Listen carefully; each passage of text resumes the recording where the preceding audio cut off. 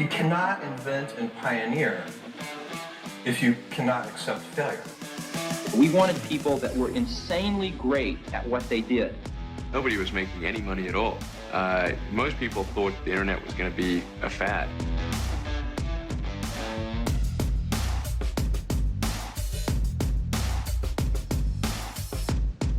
Okay, so I had Jesse Pujji on a while ago, and he's a guy that I've followed on Twitter for a while, and I've really enjoyed his content. We did the podcast, and it delivered, right? It was very good, and so I continue to follow him.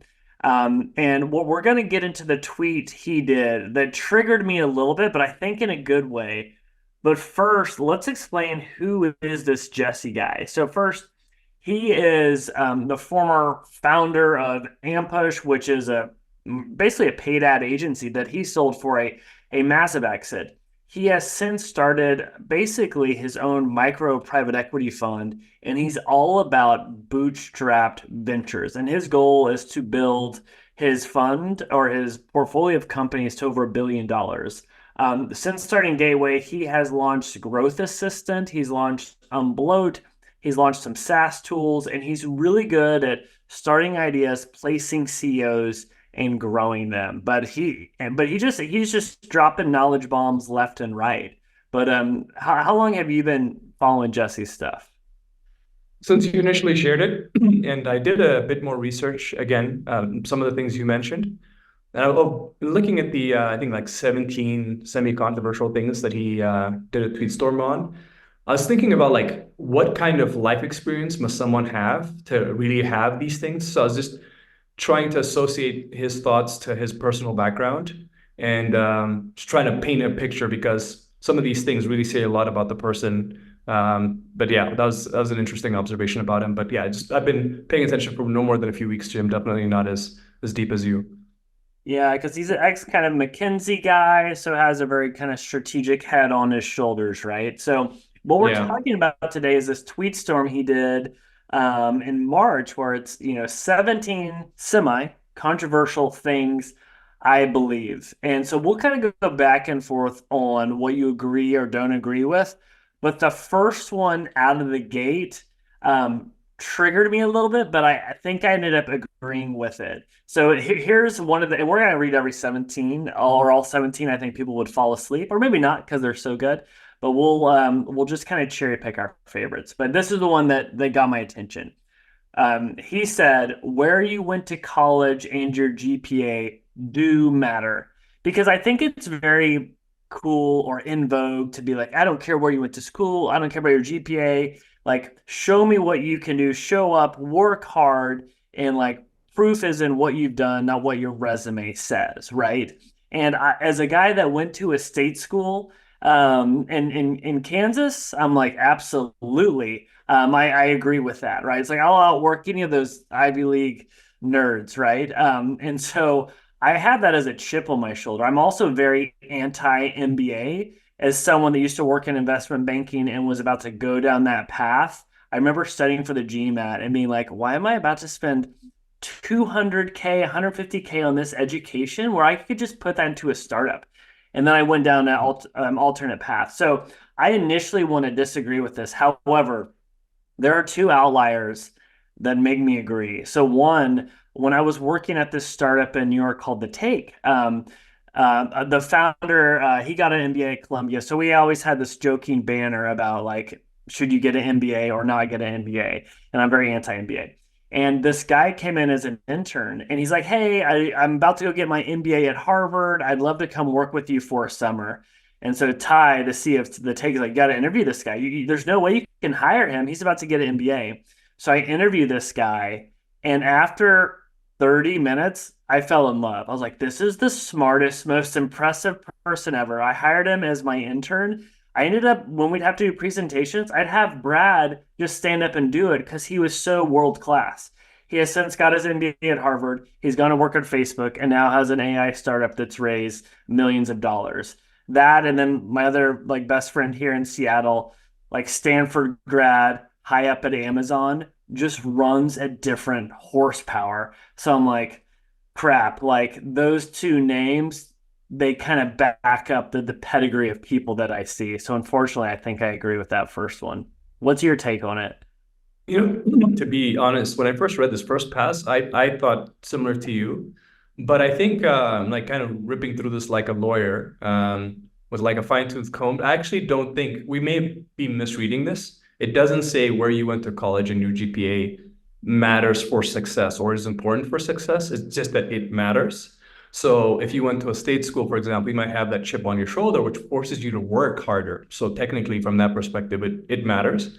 And if you're that type of person who, let's say, you're smart enough to get into one of the Ivy League schools, you're like one of the people you just described. So it matters, but it doesn't necessarily. He's not saying that it matters for success. It just matters. It impacts the way you work, the kind of industry you select. So I'm taking more of the general scope of what he's saying here and saying that it matters in general. So I'm agreeing with it. But initial read, Jim, I was just like you. That kind of also triggered me because especially in this day and age, like, traditional schooling is not necessarily the most important thing. Most people are, especially Gen Z, is skipping college at an alarming rate.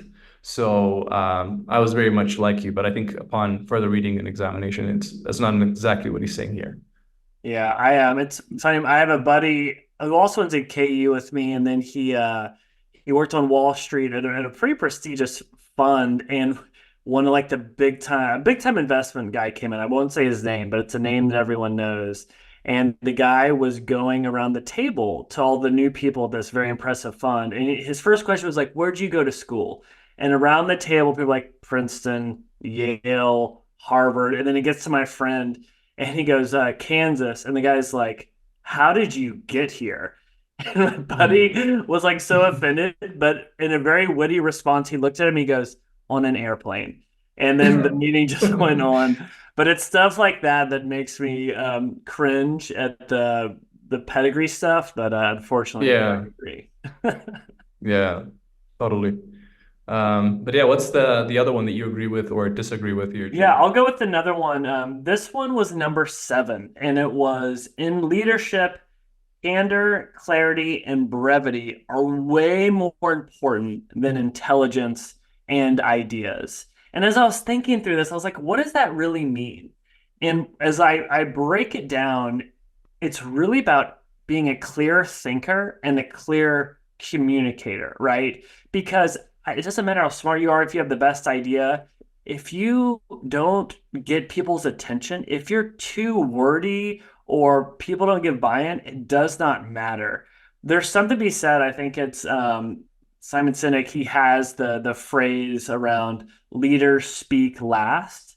And I think you and I kind of have a knife fight for this in some meetings, as you and I both want to speak last. You're much better at it than I am. But there's something to be said about the person that talks the least, but when they say something in a concise way, it's so much more impactful than the chatty Kathy who's been rambling for so long where they've lost the attention of people. But that one, I really like that he prioritized brevity over intelligence and ideas. Yeah, I totally agree. I'm just like you. This is actually the one that stood out to me first. I got to the 7th one to agree for the first time. And a lot of the leaders that I look up to and the people who whose thoughts I value the most tend to be those people with the clarity and brevity.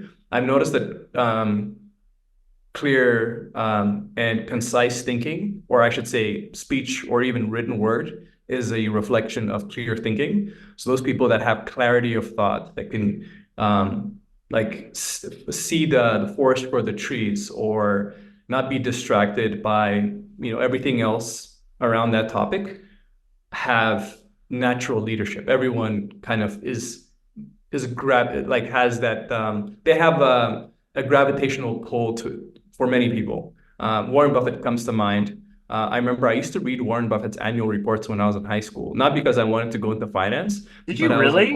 Yeah, absolutely. I used to just sit down and read them, not because I wanted to go into finance then. I was actually still on the medical path. It was more the clarity of thinking was something I've never seen before. And I didn't understand most of the things he was talking about, but I was like, how the hell can someone take something so complicated and distill it to the essence, right? There's literally no fat whatsoever in any of his speech or in his thinking.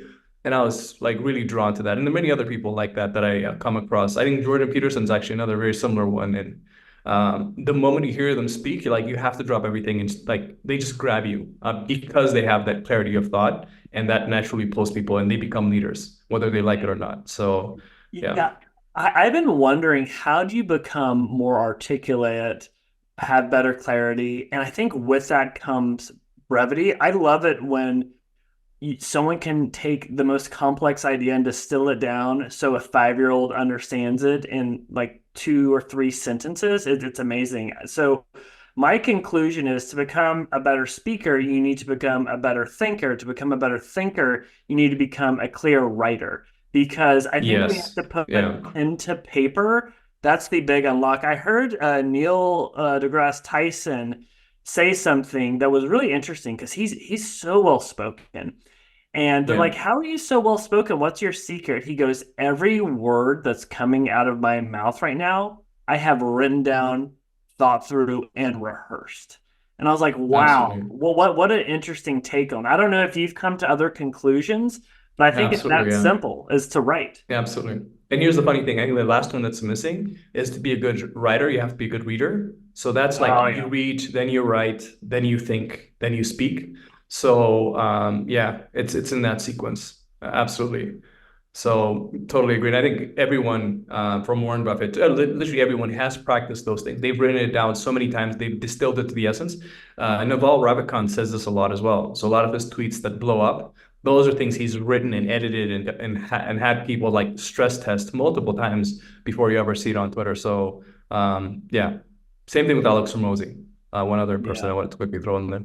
I know. I need to. I listen to a lot of books, well, a lot of podcasts, but trying to do more books. I'm doing the oh my gosh, the Psychology of Money by Morgan Housel right now, and oh my gosh, he's such a good writer, such a clear thinker. That one's really fun. But it'd probably be more impactful if I was actually reading it rather than doing the audiobook. But I think something's getting through. Nice. All right, let's see. Another one that I have here is number 4. All the best companies are run as dictatorships, ideally benevolent ones. Most of the companies started by business influencers on this platform, which would be Twitter or X, will either fail or not become very large. And I do agree with this. I think with businesses, you have to have a clear visionary that sets the path and what is done. I think within a company, you can have different projects or initiatives that have other many dictators with it. But I think the opposite of this is decision by committee, where there's just a Frankenstein of ideas and it falls apart. And I have made that mistake before, and it is so painful, especially when you kind of have the solution in you and you should have just pulled it out. But for me, I didn't even think that one was controversial. I was like, absolutely. Yeah. I was like, when I was reading this, what came to mind is like the best companies are run as dictatorships, and like an obsession with taking something to the absolute extreme, right? It's like if you take Apple, for example, Steve Jobs really obsessing about design and that user experience, making it the best in the world. Amazon, its customer service, Costco, its savings for families.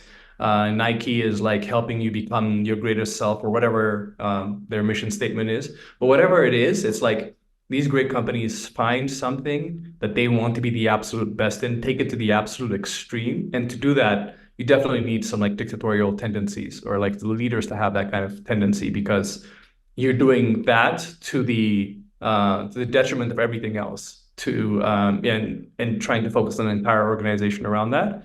So I can totally see how dictatorship is something that he might think the best companies are run as.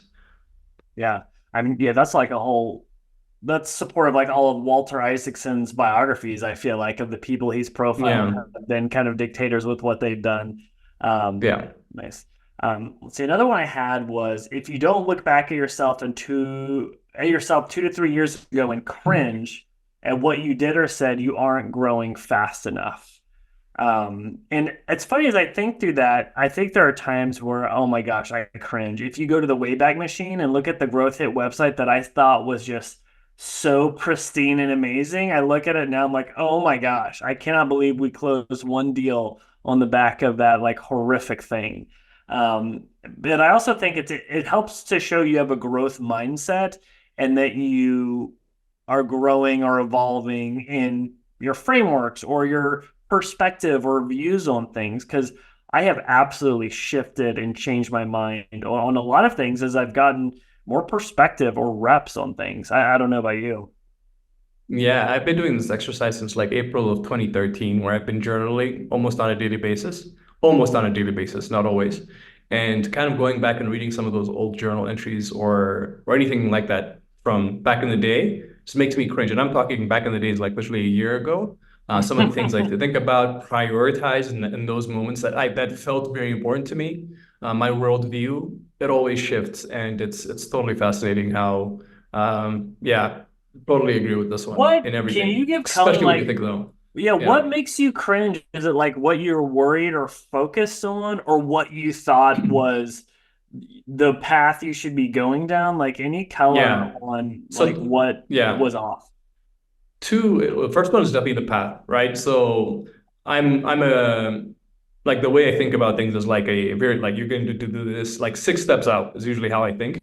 And the order of thinking there just absolutely doesn't make sense. When you look back, it's usually because you were looking at it from a perspective of um, like a misinformed perspective, sometimes also a very eager perspective. So you sequence events that just don't make sense together.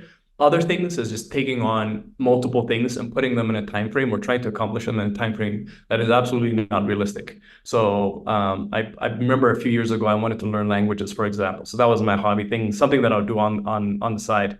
And then I was just about to start jujitsu. And there was just many things happening in my life that were sometimes conflicting. Did it make sense for the larger goal I was trying to achieve?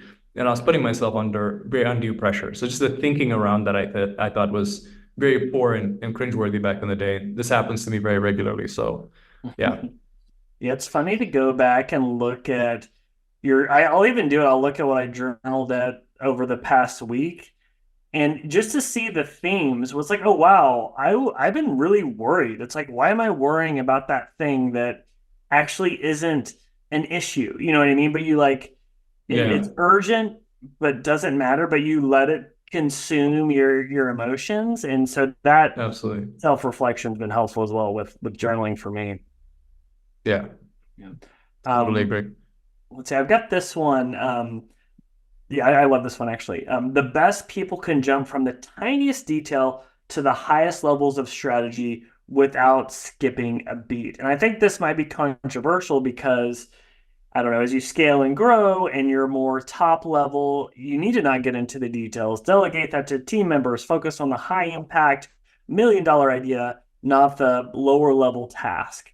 And I think, there's in the Elon Musk biography, it talks about he'd be going back and forth from SpaceX to Tesla. He's on the Tesla assembly line. All of a sudden, he's like, stop.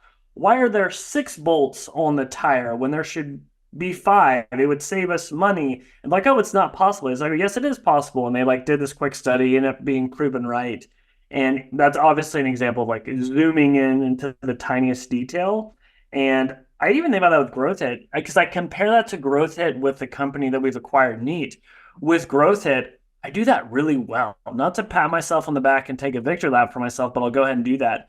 But it's because it's my baby. I've been a part of every phase of this company where I can like be thinking high level, but then on a client call or on this call, like zoom and be like, hey, why is this off? Whereas with Neat, I am not at that level with that company. And that kind of scares me. I do not know the tiny details on core aspects. And I actually think that's a blind spot. So I think if you don't have this, you need to understand why and if that blind spot is okay to have or not, because there's people that can cover your bases. Yeah, I agree. And actually, the opposite, especially that I don't say the worst people, but like the people in the organization that usually the liabilities are those that get lost in either the weeds or are like high level thinkers that just don't know how to execute or deal with the details of the day to day. We've experienced this with people we've hired in the past at GrowthIt, and I find myself sometimes having to pull people out of the weeds and see the bigger picture about what we're trying to achieve. So you're totally right. I can see how lacking this as a skill. So the ability to go up and down as needed for context, it can be a liability if you don't have it in an organization, for sure. Yeah, you're kind of hitting on like it's like two mindsets, like the strategic mindset, but then the execution mindset. Like being able to put on both of those hats and dive in and out is a superpower, right? To go from like player to coach or coach to player, whatever that is. Yeah, absolutely. But yeah, I think we've definitely had a lot of experience with growth on this, and I guess I can agree. Yeah, the best people, I think the people that can even help move the organization forward tend to be those that are not just lost in the day to day, but look at the bigger picture or what they're trying to achieve or what we're all trying to achieve. So I totally agree with this one. One I actually want to quickly slip in, Jim, if you don't mind, is number 3, one we skipped over earlier, how service businesses can both scale and have a tremendous enterprise value. This is something that I initially didn't think. I thought service industries have natural, or I should say businesses have natural limits. You'd have to graduate to either SaaS or some other business model to get away from having to scale with people. But there are a ton of examples of businesses, especially now that we're thinking about acquisitions, that I've been doing more research on. And it's fascinating business models. Like you can have service businesses that still operate like SaaS, have recurring revenue and all those other benefits of those other business models, but still it's usually men on the ground providing those services for a fixed cost. So that's definitely something that stood out to me as well. Yeah, and I think the reason he brought it added in here is because of Growth Assistant. I think that's something he's realizing as well. He started with those other, I think that company that you mentioned earlier where he had an exit, and then he's realizing with Growth Assistant that you can build something that's 8 to 9 figures quite easily if you have solid systems in place and proven operators. So that's definitely a good call out. Yeah, I'm so glad you brought that one up because it's very easy to like not look down upon, but or like raise your nose to agencies or service-based businesses, especially when you're in and around the tech world where it's like, oh, you need to build a SaaS, an AI-enabled platform or whatever that would be. Absolutely, those are scalable. But just because your only leverage with an agency is growing on the back of people doesn't mean it's not an option. Because yeah, like you said, with productized services, man, those are really scalable. And so many people I'm seeing being able to unlock an 8-figure agency and grow to something big. And even as we're growing, we're starting to see, wow, like, yes, it's not easy, but there are parts that this is really exciting as you can put systems in place. And I think 50% of businesses in the US are service-based. I forget where I got that stat, but we'll just act like it's true. And it makes sense, right? And so, yeah, it's funny. I used to not like be embarrassed or ashamed, but I would like kind of put off like, oh yeah, I have this agency, but I'm trying to build this like SaaS or whatever. And now I don't think about that at all. I'm like, oh no, I'm very like proud of what we build and having this service-based business. Absolutely. But yeah, that was definitely one that stood out to me. I think another one, if I can add that here, is the whole the longer and deeper you go with personal growth work, the more you believe in the divine. I don't know if you're familiar with what's called the hero's the hero's narrative, the hero's arc, the hero's journey. Thank you. So yeah, the hero's journey. So is you're going through evolving as a person, acquiring new skills, becoming better in all aspects of your life. You can't help but think of yourself on this longer journey. And I feel like when you kind of zoom out at that level, you feel like there's like greater forces at play that I wouldn't say a pawn on a larger game, but definitely like there are other forces outside your control that are impacting your journey, the impact you're having in the world, the relationships, the people that enter like spontaneously and in ways that you can't necessarily control, but have a huge outsized impact. So that's definitely something that stood out to me. Actually, one of the ones when I initially read it, I felt like I immediately knew what he was trying to say there. So yeah, absolutely. Yeah, that one definitely clicked with me because especially as you like get into business and try and grow as a business owner or leader or executive, whatever that role is, it's not about having the tactics, the ideas, or the framework. Sure, those are great, but it's really about like your self-awareness and your own personal growth and how that parallels And that's some, even in the entrepreneurship group that I'm in, there's a reason why 30% of the conversation is around personal, because that is such a huge impact of business. I think a lot of times it's easy to neglect that and be like, oh, just go to business school and read these books and you'll be on your way. And it's like, no, you're missing the boat there. That's not the core of it. And so, yeah, that one makes sense. And I think that's why there's a bigger movement for executive coaching that's going beyond just the X's and O's. Absolutely. Is there another one that stood out to you that you agree with or disagree with? No, I mean, I think we hit on them. There was one around like when you're young, hard work is the only thing that differentiates you. It's the only controllable differentiator. And there's so many examples. Like at one startup, I remember there was like a task no one wanted to do, required you to come in on Sundays, but I took it because I knew it meant I got to get one-on-one time with the CEO even on Sundays. And that quickly helped me kind of go to this alternative path to move up. But that only happened because I would do the crappy job no one wanted to do. It's not because, oh, Jim's the best suited to help build out our new CRM. It's like, does anyone want to do this? And so, yeah, I definitely agree with that one. Totally. If you're playing the long game and you trust that your hard work will pay off, I should say, it's totally the way to go. The other one that you can't control, the other differentiator is talent, but you have no control over that, whether you have it or not. So it's best not to plan with that in mind. Yeah. Well, cool, man. This is fun. Well, we're going to do another one on AI down the road as you and I are going to disrupt our own agency and talk about how someone should take down our agency with AI, but that'll be a fun one. But cool, man. This was fun. Thanks, Yonathan. Thank you, Jim. Have a good one.